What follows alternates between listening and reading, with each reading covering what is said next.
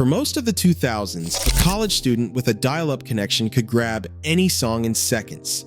Free, anonymous, and unstoppable. That digital gold rush was driven by code, by a quiet engineer with Wall Street roots, and by a billion downloads that would cost the music industry everything. But behind the screens, a fatal flaw would turn ambition into ruin and a $1 billion empire into legal ashes.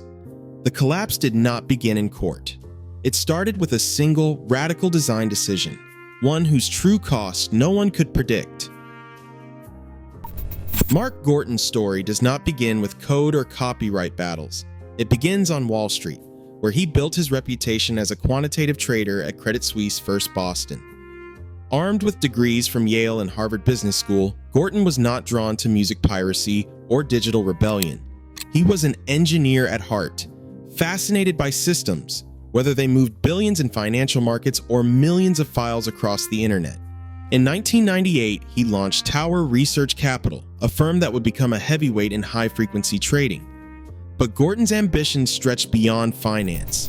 By 2000, he had founded Lime Group LLC, a tech incubator in New York's Soho district, with a vision to nurture projects that could reshape how people interacted with information. For Gorton, peer-to-peer technology was not just a clever trick for sharing songs.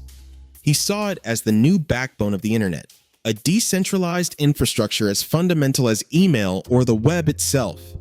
Early LimeWire engineers remember Gorton's conviction that peer-to-peer would become as essential as TCP/IP, the core protocol of the internet. This belief in openness and neutrality ran deep. Gorton pushed for LimeWire's codebase to be open source from the start, releasing it under the GNU General Public License and supporting the Gnutella developer community. He wanted to build tools, not black markets. Gorton's financial background shaped his approach to risk and innovation. He understood the power of scale, the importance of resilience, and the delicate balance between disruption and legality. While the music industry saw LimeWire as a threat, Gorton imagined it as a platform that could eventually deliver licensed content, transforming the business rather than destroying it.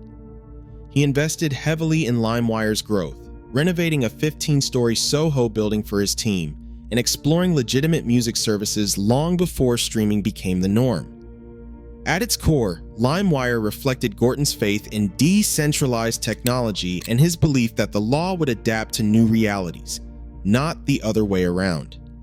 His vision and the choices it inspired would shape everything that followed.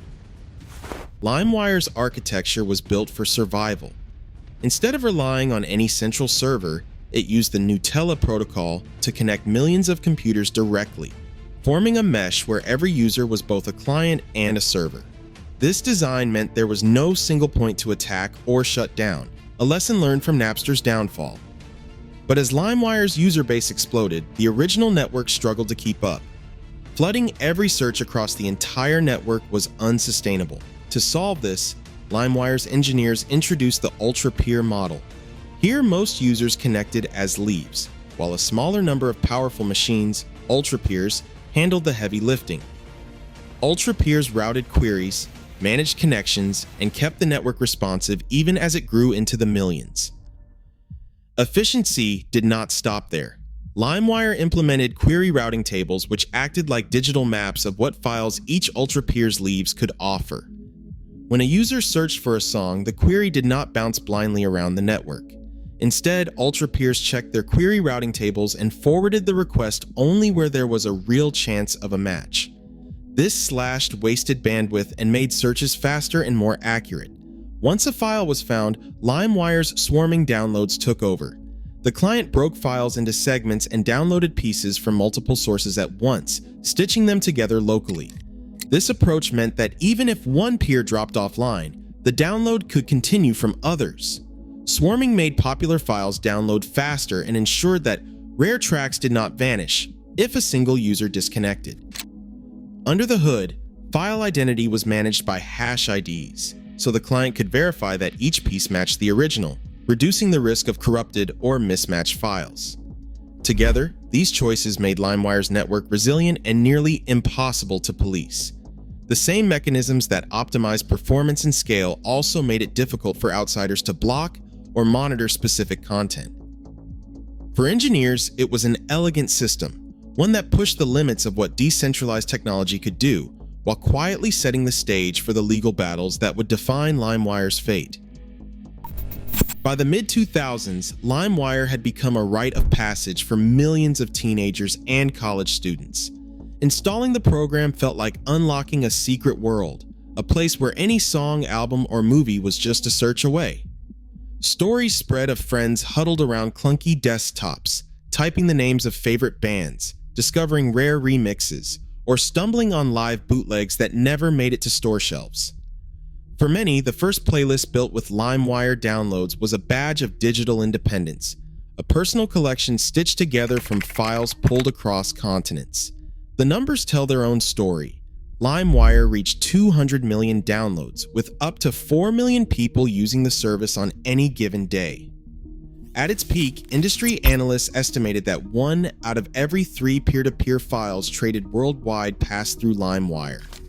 The software was as common on dorm room computers as instant messaging or early social media.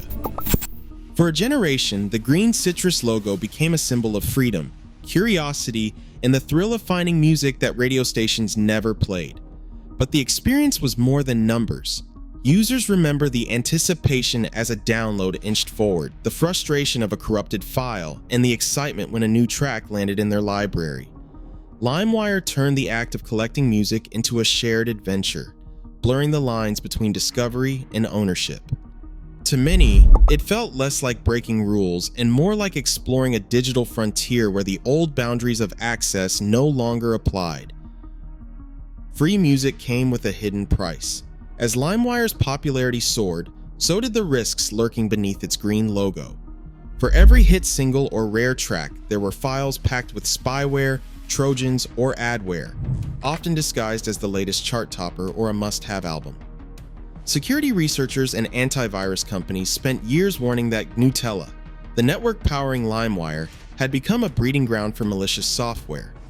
Studies in the mid-2000s found that for many popular searches, anywhere from 1/5 to over half of the available files carried some form of malware. Downloading a song could mean infecting your family's computer, leaking personal files, or opening the door to relentless pop-ups and system crashes. But the most lasting damage happened far from the desktop. Between 1999 and 2009, US recorded music revenue plunged from $14.6 billion to just $7.7 billion, a collapse of nearly 50% in a single decade. Industry analysts and record label executives blamed peer-to-peer platforms for almost half that decline, and LimeWire was at the center of their fury. By the middle of the crash, over half of all American file sharers used LimeWire as their main source, and court-appointed experts later found that nearly every search, 98.8%, targeted unlicensed music. For the music business, this was not just a new way to share songs, it was an existential threat. The combination of lost sales and rampant security risks pushed the industry to the breaking point, setting the stage for a legal battle that would define the next era of digital music. On August 4, 2006, the Recording Industry Association of America filed a lawsuit in the Southern District of New York against LimeWire and its founder, Mark Gorton. The complaint did not simply accuse the company of turning a blind eye to piracy. It alleged that LimeWire had actively encouraged copyright infringement, invoking the legal doctrine of inducement, a concept sharpened by the Supreme Court's Grokster decision only a year earlier. The industry's legal team, seasoned by years of chasing Napster, Kazaa, and Grokster, now aim their sights at LimeWire's decentralized network and its leadership. Their argument was pointed. LimeWire's business thrived on unauthorized sharing, and the company had both the knowledge and the technical means to curb infringement, but it chose not to act decisively. The complaint pointed to LimeWire's marketing, including online ads targeting users searching for Napster and Kazaa alternatives. It cited user guides and internal documents that describe downloading copyrighted music for free. The suit argued that LimeWire's design choices, such as not enforcing robust filtering, leaving content controls optional, and allowing users to rename files to dodge keyword blocks were evidence of intent rather than oversight. RIAA attorneys referenced the Grokster precedent, which held that a company could be liable if it promoted its technology as a tool for infringement, regardless of its lawful uses. This legal strategy marked a pivot from the earlier wave of lawsuits that targeted individual users. Instead of chasing college students and parents for settlements, the industry sought to hold the platform itself responsible for the scale of piracy it enabled. The stakes were now measured not in thousands, but in potentially billions of dollars. With the case filed, the court would soon dig into LimeWire's internal records, emails, and engineering decisions, searching for evidence that would support or undermine the charge of inducement. The next phase would turn on what the company knew, what it did, and what it could have done differently. Court filings soon uncovered a pattern behind LimeWire's public image, a pattern that stretched from internal warnings to calculated marketing campaigns. Emails between executives revealed that, by 2005, legal counsel and engineers had repeatedly flagged the risk that LimeWire's design and messaging could be seen as encouraging infringement. Some staff cautioned that the Supreme Court Grokster decision left the company exposed, especially if it continued to court users searching for free music. Those warnings were met with hesitation. Instead of overhauling the software or making filtering mandatory, management chose incremental tweaks. Filters and keyword blocks remained optional, easily turned off or sidestepped by renaming files. The technical ability to enforce stronger controls was there. LimeWire's own online store used hash-based restrictions to prevent sharing of purchased tracks, but the company stopped short of applying those tools across the network. Marketing decisions added fuel to the fire. Discovery showed that LimeWire had purchased Google AdWords targeting phrases such as Napster replacement and Kazaa, aiming to capture users fleeing other shuttered peer-to-peer platforms. Internal documents describe strategies to attract these audiences, while user guides reference downloading music for free. The business model depended on this influx. More users meant more ad impressions, more LimeWire Pro upgrades, and higher revenues. By 2006, annual income reached $20 million, with a user base measured in the tens of millions. As the lawsuit advanced, the industry's damages theory reached an almost surreal scale. The record labels calculated statutory damages using the maximum per-song penalty, $150,000, multiplied across the vast number of allegedly infringed works. In court briefings, this figure ballooned to $75 trillion, a sum greater than the world's gross domestic product. Judge Kimba Wood called the number absurd, but the message was clear. The financial threat hanging over LimeWire was existential. Internal records, marketing tactics, and the failure to impose meaningful technical barriers all became evidence in the case for inducement. The company's future now rested on how the court would weigh this mounting proof. On May 11, 2010, Judge Kimba Wood issued a ruling that left no room for negotiation. LimeWire was found liable for inducing copyright infringement, and the court made clear that compliance would not be optional. The legal order demanded more than a symbolic gesture. It required the company to stop all file-sharing activity everywhere at once. Inside LimeWire's Soho headquarters, the engineering team faced a task that ran against the grain of everything they had built. For years, LimeWire's decentralized network had been its shield. But now, the law demanded that the company turn its own code against itself. The answer lay in a system called simp.xml, a remote configuration file that LimeWire clients routinely downloaded from company servers. Originally designed to push updates and tweak network settings, simpp.xml became the lever for a global shutdown. On October 26, 2010, a new version of this file was pushed live. The instructions were absolute. Disable all searching, downloading, uploading, and network connections. Within hours, millions of clients checked in and quietly went dark. The familiar green logo now greeted users with a stark message. LimeWire is under a court order to stop distributing or supporting its file-sharing software. For the engineers, the moment was surreal. Years of work unraveled in a single update. The shutdown wasn't a dramatic unplugging or a server room blackout. It was a line of code, distributed silently, that rendered the world's most popular file-sharing client inert. The law had been translated into software, and the network that once seemed untouchable was brought to a standstill, not by force, but by its own architecture. As the digital lights faded, the company braced for what would come next. The final reckoning in court, and the uncertain aftermath for millions of users left in silence. LimeWire's final reckoning arrived not in a courtroom, but in a conference room, as lawyers and executives signed off on a figure that would close the books for good. In March 2011, Mark Gorton and the remaining leadership agreed to pay $105 million to the record labels, settling years of litigation and sidestepping a jury trial that could have bankrupted everyone involved. The sum was staggering, yet it fell far short of the more than $1 billion in exposure that industry analysts had predicted, and it was a world away from the $75 trillion in theoretical damages floated in court filings. Still, for a company that had once dreamed of transforming digital music, the settlement represented the end of the line.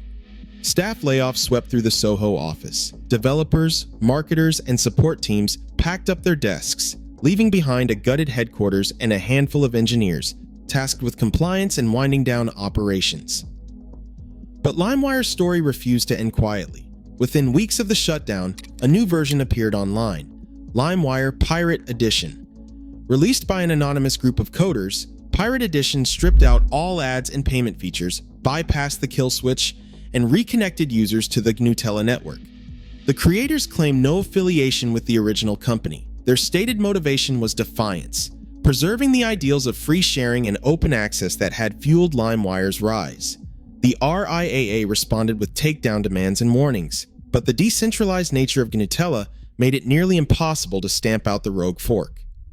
For a brief moment, Pirate Edition kept the network alive, a digital echo of LimeWire's rebellious spirit, even as the official brand faded into legal history. Industry commentators described the episode as a final act of resistance, a reminder that code and culture rarely yield to court orders without a fight. Today, streaming giants dominate music, but the legal and ethical battles LimeWire sparked are far from settled. Copyright lawsuits over digital content now reach billions, shaping how we access culture online. Every track we stream, every file we share reminds us, digital freedom always comes with a price. The next revolution won't ask permission. Thanks for watching. Share your thoughts below.